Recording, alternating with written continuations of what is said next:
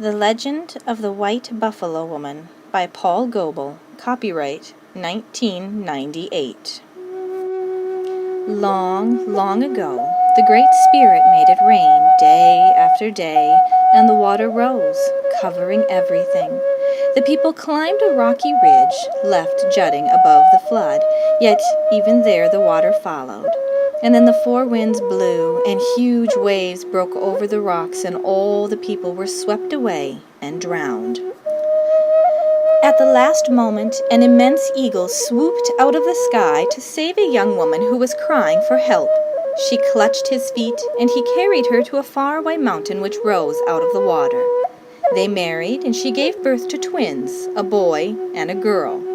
From that marriage of a woman of the earth and the eagle of the sky, people had a new beginning, and in time grew to become a nation once more. Many generations passed, and then the people were attacked by enemies.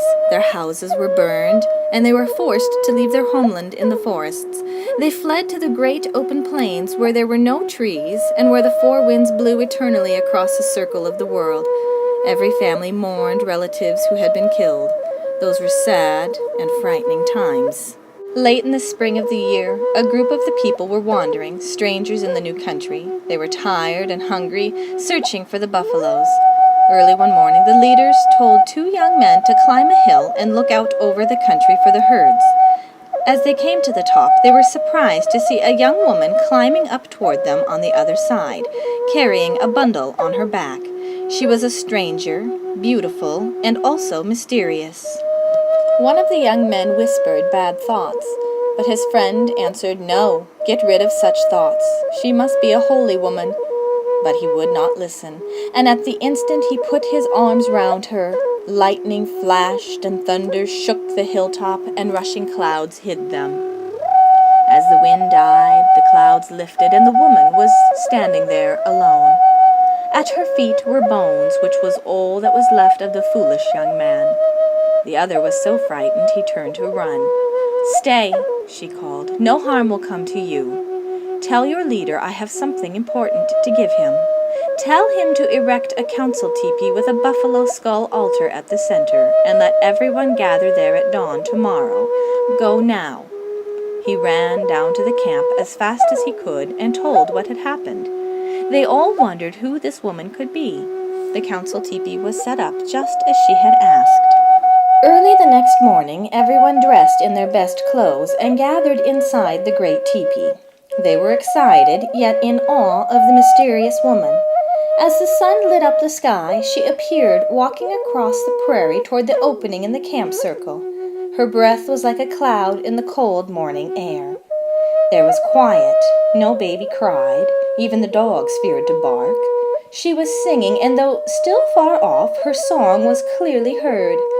"With visible breath I am walking, toward this nation I walk, and my voice is heard as I walk. With visible breath I am walking, with this red pipe I walk." The beautiful woman carried a pipe. She walked to the place of honor where the leader, Buffalo standing upright, invited her to sit. He dipped braided sweetgrass into a buffalo horn cup filled with water for her to sip. "Sister, we are glad you have come," he said. She thanked him, and she said to everyone, "Wakan Tanka, the Great Spirit, told my buffalo people to send me to you today. He has seen your tears. He knows you have always tried to do what is right, so he gives you this pipe. Pray with it, and you will see your prayers rise up to him with the smoke, and you will know he hears you. The pipe will join nations and families together in love and peace, and so, from today, your people and my buffalo nation will be one family." The beautiful one told them, "When you fill the pipe, the spirits of all things will help you send your prayers to the Great Spirit." She took a glowing chip from the fire and lit the pipe. She offered smoke to the sky and the earth and the four winds in thanks for all the good things which they give. She handed the pipe to the person on her left, and it went from hand to hand around the circle. The children touched it as it passed. When the pipe had completed the circle, she leaned it against the buffalo skull. She told them, "In time, all of you will have a pipe. Carry it always, and the Great Spirit will help you on your pathway through life." She said to Buffalo standing upright, "Look after this pipe, and it will guide your people to the end of the world."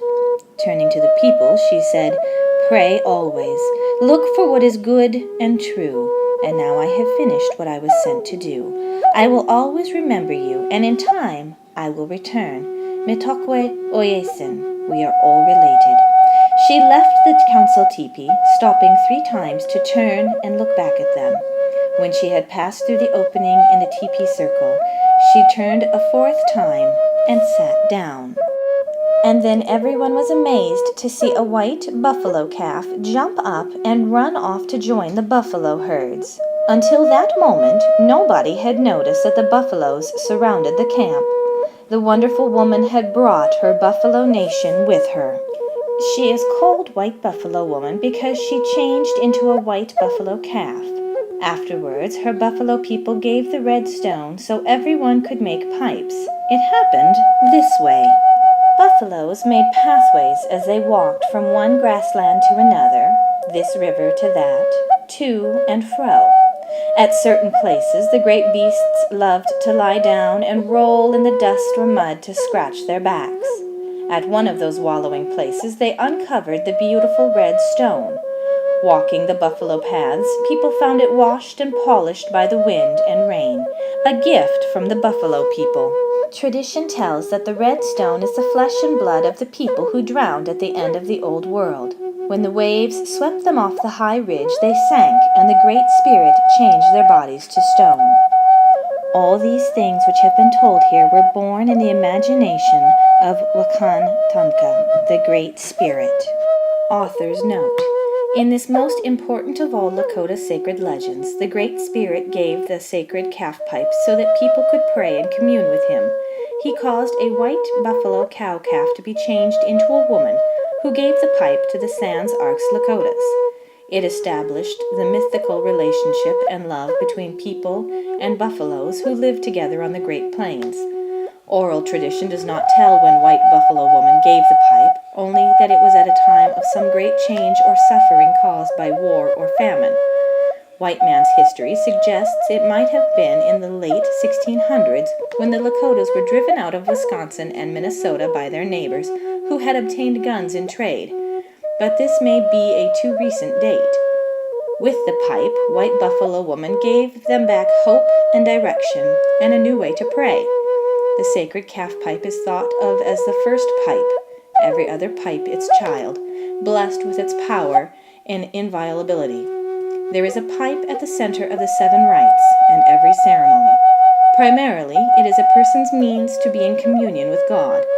I have taken the legend of the gift of the sacred calf pipe and framed it with other related myths. I have not illustrated the sacred calf pipe, of which no likeness should be made. The style of clothing illustrated is one which has been worn from about the 1870s and which, with only small changes of fashion, is still worn by traditional dancers at powwows.